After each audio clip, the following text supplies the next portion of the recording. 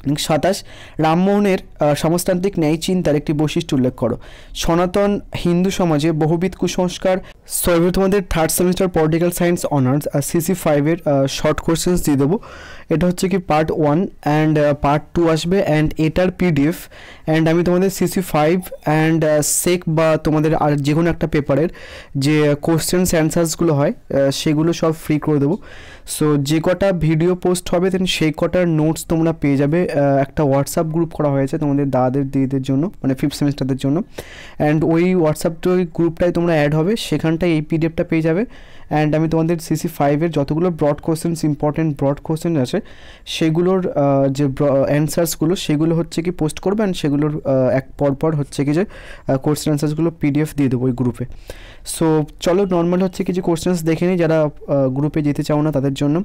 First হচ্ছে কি প্রাচীন ভারতীয় রাষ্ট্রচিন্তার একটি বৈশিষ্ট্য লেখো। উত্তর, প্রাচীন ভারতীয় রাষ্ট্রচিন্তার একটি বৈশিষ্ট্য হলো তথ্য ও বাস্তবের সমন্বয়। তথ্যের সাথে বাস্তবতার মেলবন্ধনের ভিত্তিতে রাষ্ট্রচিন্তার অধিকতর অর্থবহ হয়ে ওঠে। নেক্সট, অর্থশাস্ত্র কাকে বলে, কার লেখা? এটা হচ্ছে কৌটিল্য। নেক্সট, বার্তা বলতে কৌটিল্য কী বুঝিয়েছেন? বার্তা বলতে কৌটিল্য কৃষি, পশুপালন এবং বাণিজ্যকে বুঝিয়েছেন। নেক্সট, কৌটিল্যের সপ্তাঙ্গ তথ্যের একটি অঙ্গের নাম লেখো। কৌটিল্যের সপ্তাঙ্গ তথ্যের একটি অঙ্গ হলো স্বামীবার রাজা। নেক্সট হচ্ছে কি বারৌনি লিখিত যে কোনো একটি বইয়ের নাম। বারৌনি লিখিত যে কোনো একটি বইয়ের নাম হচ্ছে ফতোয়া-ই জাহানদারি। নেক্সট, আবুল ফজল কার সভায় সহকবি ছিলেন? উত্তর, মুঘল সম্রাট আকবরের সভায়। নেক্সট 7 নম্বর, রামমোহন বর্ণিত আইনের অনুশাসনের একটি বৈশিষ্ট্য উল্লেখ করো। রামমোহন বর্ণিত আইনের অনুশাসনের একটি বৈশিষ্ট্য হলো ভারতের শাসন ব্যবস্থায় আইন ও সরকারি চাকরির ক্ষেত্রে রামমোহনের সাম্যনীতির প্রবর্তনের পক্ষপাতী। নেক্সট, দোহা কার লেখা, কার রচনা? দোহা হচ্ছে কি ভক্তি সাধক কবিরের লেখা।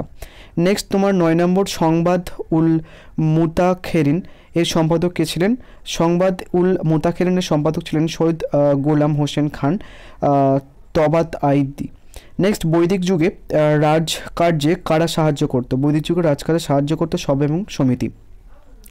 নেক্সট, সিন্ধু সভ্যতার সময় সমাজের প্রকৃতি কেমন ছিল?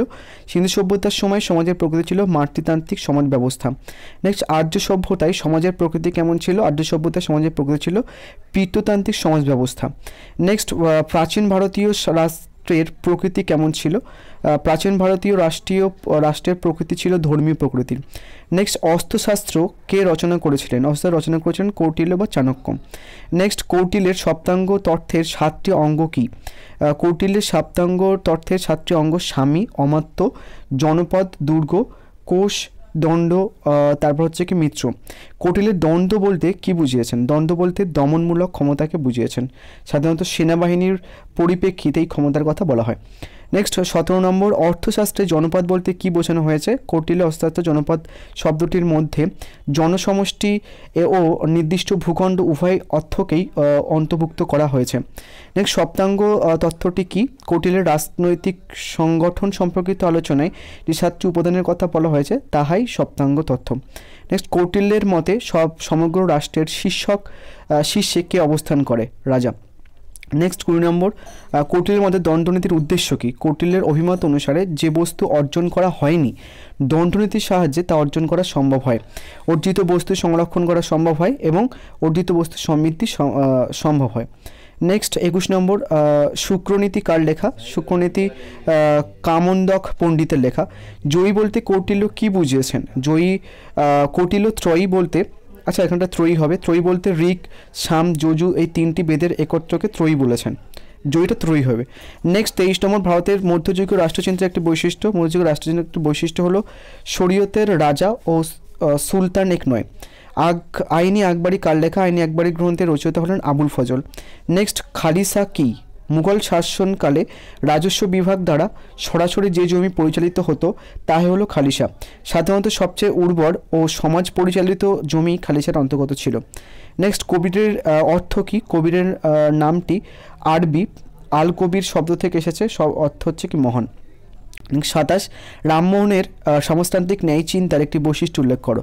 সনাতন হিন্দু সমাজে বহুবিধ কুসংস্কার ও অন্যায় অবিচারের বিরুদ্ধে রামমোহনের সক্রিয়ভাবে সংস্কার আন্দোলন শুরু করেন। তিনি হিন্দু সমাজের জাতি ও বর্ণগত বিন্যাসের বিরোধিতা করেছেন। নেক্সট 28 বাংলা ভাষায় রামমোহন রায় প্রকৃত একটি সংবাদপত্রের নাম লেখো।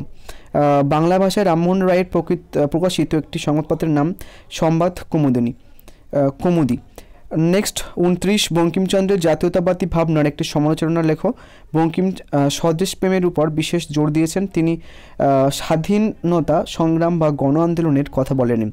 লাস্ট, রবীন্দ্রনাথের জাতীয়তাবাদী ভাবনার মূল বিষয়বস্তু কী? রবীন্দ্রনাথের জাতীয়তাবাদী ভাবনার মূল বিষয়বস্তু উদারতায় উন্মুক্ত উজ্জ্বল, এবং রবীন্দ্রনাথের স্বদেশ চিন্তা ও স্বদেশী আন্দোলনের স্বরাজ্যত্ববোধের অহমিকায় অন্ধ নয়, এবং ইউরোপের নিয়মতান্ত্রিক প্রকৃতির জাতীয়তাবাদী ধারণাকে তিনি স্বীকার বা সমর্থন করেননি। রবীন্দ্রনাথের জাতীয়তাবাদ হলো বিশ্ব মানবতাবাদী। সো এটা ছিল তোমাদের 30টা মতো কোশ্চেন্স। নেক্সট ভিডিওতে আরও 30টা কোশ্চেন্স দিয়ে দেবো, অ্যান্ড এই সবগুলোর পিডিএফ তোমরা পেয়ে যাবে।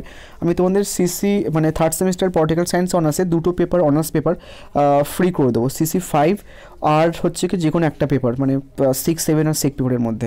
সো সমস্ত যে ভিডিও পোস্ট করবো তার নোটস হচ্ছে কি তোমরা পেয়ে যাবে গ্রুপে। সো গ্রুপের লিঙ্ক আমি তোমাদের কমেন্ট বক্সে পিন করে দিচ্ছি, আদারওয়াইজ হচ্ছে কি তোমরা ডিসক্রিপশন দিয়ে দিচ্ছি, সেখানে জয়েন হয়ে যাবে। Thank you.